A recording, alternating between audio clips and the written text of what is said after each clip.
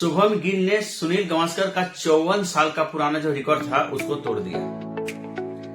सुनील गावस्कर ने 1917 ईस्वी में वेस्टइंडीज के खिलाफ पोर्ट ऑफ स्पेन में 124 और 220 रन की पारी खेली थी। उस रिकॉर्ड को है शुभम गिल ने तोड़ दिया।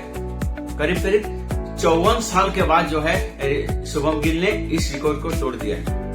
आज तक कोई भारतीय बल्लेबाज इस रिकॉर्ड को तोड़ नहीं सका था, लेकिन इतिहास के पन्नों में जब सुनील गावस्कर की ये पारी जब अर्जित हो गई थी पोर्ट ऑफ स्पेन में 1917 ईस्वी में, उसके बाद तमाम क्रिकेटर आए और गए, जैसे सचिन तेंदुलकर, पीवी लक्ष्मण, सौरभ गांगुली, वीरेंद्र सहवाग, रोहित शर्मा या विराट कोहली, लेकिन उस रिकॉर्ड को नहीं तोड़ सका था। लेकिन शुभम गिल ने 54 साल के बाद जो है इस सुनील गावस्कर का रिकॉर्ड को तोड़ दिया।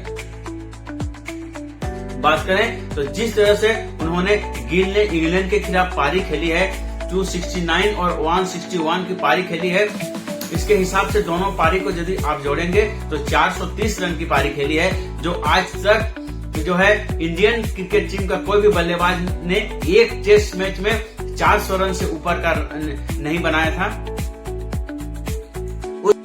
अब क्या बेसबॉल पर इंडियन क्रिकेट जो है, यंगिस्तान क्रिकेट क्या भारी पड़ रहा है, इसके ऊपर जो है प्रश्न अब उठ रहा है। जिस तरह से इंडियन क्रिकेट में सेकंड टेस्ट मैच में प्रदर्शन किया है और कमबैक किया है, पहला टेस्ट मैच हारने के बाद जिस तरह से कमबैक किया है, यकीन मानिए बहुत ही दमदार प्रदर्शन किया है। और गिल ने जिस तरह से पारी खेली है, आप बात करें तो 2 टेस्ट मैच में करीब करीब उनका 3 शतक हो गया। और जैसे ही 269 और 161 की पारी खेली, हालांकि वर्ल्ड रिकॉर्ड बनाते बनाते करीब करीब 26 रन चूक गए। यदि और 26 या 27 रन यदि बना लेता तो ग्राहम गुज का जो रिकॉर्ड है, जो उन्होंने भारत के विरुद्ध लॉस्ट में बनाया था, 333 और 125 रन की पारी खेली थी, उसमें कुल मिला के करीब करीब 456 रन की पारी खेली थी, जो वर्ल्ड क्रिकेट में सबसे ज्यादा एक टेस्ट में पारी है। उस रिकॉर्ड को यदि शुभम गिल और 26 रन यदि बना लेता तो उस रिकॉर्ड की जो है बराबरी कर लेता।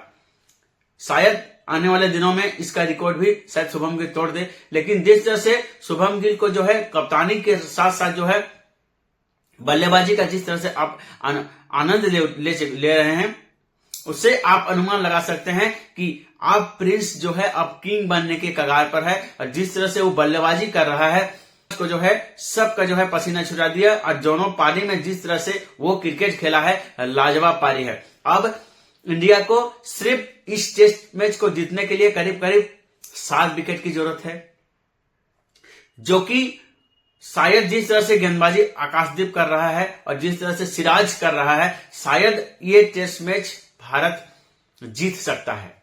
हालांकि हारने का जो है चांस तो नहीं है, आज तक नहीं हुआ है कि करीब करीब 80 या 90 ओवर में आपको जो है 600 रन का टारगेट मिलता है। वर्ल्ड क्रिकेट में कभी भी ऐसा नहीं हुआ है कि आप 90 ओवर में 600 का टारगेट कंप्लीट करके आपके पास सिर्फ एक दिन का समय बचा हुआ है, उसमें आपका 600 का टारगेट करीब करीब नहीं बना सकते हैं। वर्ल्ड क्रिकेट में तो आज तक नहीं हुआ है। अब यहां से इंडिया सुनिश्चित हो गया है कि अब इंडिया यहां से नहीं हारेगा। शुभम गिल ने जिस तरह से टीम को उसके हिसाब से जो है चला के एक ऐसी मुकाम पर हासिल कर दिया है कि वहां से शायद अब इंडिया जो है नहीं हार सकता है, सिर्फ जीत सकता है। और भारत को जीत के लिए करीब करीब 7 विकेट की जरूरत है, जो शायद 5वें दिन में जल्दी पूरा हो सकता है। जिस तरह से आकाशदीप ने गेंदबाजी की है और बहुत ही बेहतरीन गेंदबाजी किया है, और उन्होंने बेन डकेट और जो रूट को जिस तरह से उन्होंने क्लीन बॉल किया है,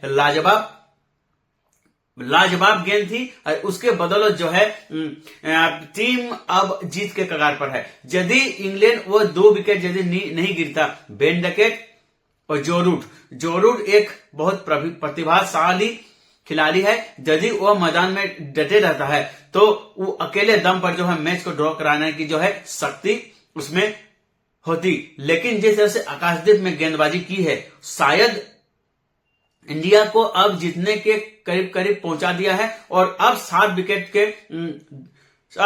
विकेट दूर है इंडिया को इस मैच में जीतने के लिए। अब बड़ा प्रश्न ये उठ रहा है, जिस तरह से प्रसिद्ध कृष्णा गेंदबाजी कर रहा है, उसके जिस आईपीएल में बहुत अच्छा गेंदबाजी कर रहा था, लेकिन इस टेस्ट मैच में जो है उनकी धार जो है थोड़ा कम दिखाई दे रही है। अब प्रश्न ये उठ रहा है कि यदि तीसरे टेस्ट मैच में बुमराह की वापसी होती है तो क्या प्रसिद्ध कृष्णा को बाहर बैठना पड़ेगा? और जिस तरह से उन्होंने अभी तक पहली इनिंग में वो कोई भी विकेट नहीं मिला था, जिस तरह से उनकी पिटाई हुई थी, शायद हो सकता है कि बुमराह आने के बाद जो प्रसिद्ध कृष्णा को जो है बेंच में बैठना पड़ेगा। लेकिन अभी जिस तरह से इंडिया क्रिकेट टीम खेल रही है और जिस तरह से कमबैक किया है, कप्तानी पारी जिस तरह से खेली है, गिल ने जिस तरह से पारी खेली है, उससे ये साबित हो सकता है कि आने वाले दिनों में अब ग्राहम गुज का जो रिकॉर्ड है 456 रन का जो रिकॉर्ड है, शायद गिल तोड़ भी दे। शुभम गिल ने कहा था कि हम किस लेवल के क्रिकेट खेलेंगे ये हमें भी पता नहीं है। इस सीरीज से पहले जो है शुभम गिल ने बोला था और वही कर दिखाया। और जिस तरह से उन्होंने पहला टेस्ट मैच में पारी खेली थी, उसके बाद दूसरा टेस्ट मैच में जिस तरह से पारी खेली है 267 और 161 की जिस तरह से पारी खेली है, करीब करीब एक टेस्ट मैच में 430 रन की पारी खेलना लाजवाब आज तक इंडियन क्रिकेट टीम ने आज तक कभी नहीं किया है। और ये पारी जो है इतिहास के पन्नों में अर्जित हो गई और इंडिया की तरफ से एक टेस्ट मैच में सबसे ज्यादा रन बनाने वाले खिलाड़ी में अब शुभम गिल का नाम शामिल हो गया है। इससे पहले सुनील गावस्कर का नाम था, उन्होंने वेस्ट इंडीज के खिलाफ जो है पोर्ट ऑफ स्पेन में बनाया था, करीब करीब 124 रन और 220 रन की पारी खेली थी। इसके अलावा अभी तक ऐसा कोई पारी नहीं खेला है जो उस लेवल को तोड़ सके। बात करें तो अब फर्स्ट नंबर में आ गया है 269 और 161, करीब करीब 430 रन। अब पहला इंडियन क्रिकेट खिलाड़ी हो गया जो एक टेस्ट मैच में 400 से ज्यादा रन बनाया है। इंडियन क्रिकेट टीम में एक टेस्ट मैच में सबसे ज्यादा रन बनाने वाले खिलाड़ी में शुभम गिल का नाम शामिल हो गया है। अब वो एक टेस्ट मैच में 430 रन की पारी खेल के इतिहास के पन्नों में अपना नाम दर्ज करा दिए। अब सवाल ये उठ रहा है कि पहला टेस्ट मैच में जिस तरह से बेसबॉल यंगिस्तान टीम पर भारी पड़ गया था लास्ट मोमेंट में, और जिस तरह से सेकंड टेस्ट मैच में बेहतरीन पारी खेली, बात हम करते हैं शुभम गिल की। शुभम गिल ने अकेले दम पर जिस तरह से मैच को जो है फाइटिंग और जीत के कगार कर लाकर खड़ा कर दिया है, पूरा क्रेडिट की बात करें तो शुभम गिल को जाता है। और सिराज ने भी जिस तरह से 6 विकेट लिया था और गेंदबाजी की थी, लास्ट मोमेंट में मैच को जो है तख्ता पलट दिया और मैच जो है इंडिया की तरफ से खींच दिया। अभी 72 रन पर 3 विकेट गया है। अभी इंडिया को जीत के लिए करीब करीब जो है 7 विकेट की जरूरत है और शायद इंग्लैंड टीम इस मैच को ना जीत पाए। जिस तरह से अभी रन की पहाड़ है, करीब करीब उनको 600 रन के आसपास जो है बनाना है और एक दिन में करीब करीब 600 रन बनाना मुश्किल है। आज तक इंडियन क्रिकेट टीम हो या ऑस्ट्रेलियन क्रिकेट टीम हो या साउथ अफ्रीका की टीम हो, शायद आज तक नहीं हुआ है कि आपको 80 या 90 ओवर में करीब करीब 600 का जो टारगेट मिलता है। नामुमकिन है कि आप 6 के आसपास का, 6 या 7 के एवरेज के आसपास का जो रन टेस्ट मैच में बनाना बहुत मुश्किल है। और जिस तरह से अब 7 विकेट दूर है इंडिया को जीत के कगार पर लाने के लिए, अब शायद ये टेस्ट मैच सुनिश्चित हो गया कि अब ये टेस्ट मैच भारत नहीं हार सकता है। भारत जीत सकता है लेकिन हार नहीं सकता है। और सवाल फिर से ये उठ रहा है, यदि थर्ड टेस्ट मैच में बुमराह आता है तो किसको बाहर बैठाया जाएगा? करुण नायर को क्या अब बाहर बिठाया जा सकता है? जिस तरह से वो बल्लेबाजी में जो फ्लॉप चल रहा है, उनको 303 रन की पारी को छोड़कर पूरा करियर की बात करें तो आज तक उन्होंने वैसी पारी नहीं खेली है जो दावेदार के तौर पर खेला जाए। लेकिन डोमेस्टिक क्रिकेट आता है तो एक खिलाड़ी जो है रनों का पहाड़ कर देता है। अब फिर प्रश्न ये उठता है कि करुण नायर को क्यों नहीं ले रहे हो, लेकिन जब वही खिलाड़ी इंडियन क्रिकेट टीम में आता है तो शायद वो करुण नायर का जो परफॉर्मेंस है वो परफॉर्मेंस नहीं दिखता है।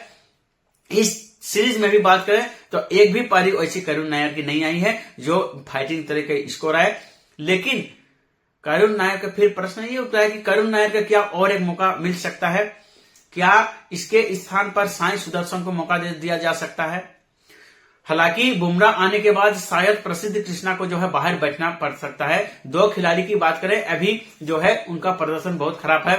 पहला करुण नायर और दूसरा बात करें तो आपका जो है प्रसिद्ध कृष्णा। क्या करुण नायर के स्थान पर साई सुदर्शन आ सकता है? ये प्रश्न बड़ा प्रश्न है, ये तो बात की बात है। लेकिन ये टेस्ट मैच में जिस तरह से यंगिस्तान क्रिकेट खेला है, बेसबॉल पर भारी पड़ गया है और किसी ने सोचा नहीं था कि इस तरह से इंडिया क्रिकेट टीम जो न्यू मॉडर्न है, जो सब नया खिलाड़ी हैं, इंग्लैंड जैसी टीम को जो है कड़ी टक्कर देगा, किसी ने सोचा नहीं था। लेकिन उन्होंने ये करके दिखाया है। ये नया क्रिकेट है, ये मॉडर्न क्रिकेट है और ये अब गिल का युग शुरू हो गया है और गिल अब प्रिंस से कहीं आगे बढ़ चुके हैं। अब प्रिंस अब किंग बनने जा रहा है और जिस तरह से वो एक से बढ़कर एक पारी खेल रहा है, आने वाले दिनों में इंडिया क्रिकेट का सबसे बड़ा सितारा बन जाएगा। जिस तरह से क्रिकेट खेल रहा है, जिस तरह से रोहित शर्मा ने वर्ल्ड क्रिकेट में नाम कमाया, जिस तरह से सचिन तेंदुलकर ने वर्ल्ड क्रिकेट में नाम कमाया, जिस तरह से विराट कोहली ने वर्ल्ड क्रिकेट में नाम कमाया, उसी तरह जो है इंडियन क्रिकेट का एक और युग आरंभ हो चुका है और उस युग को जो है गिल युग के नाम से जाना जाएगा, जो आज तक इंडियन क्रिकेट में कभी ऐसा नहीं हुआ था, वैसा करके दिखाया है।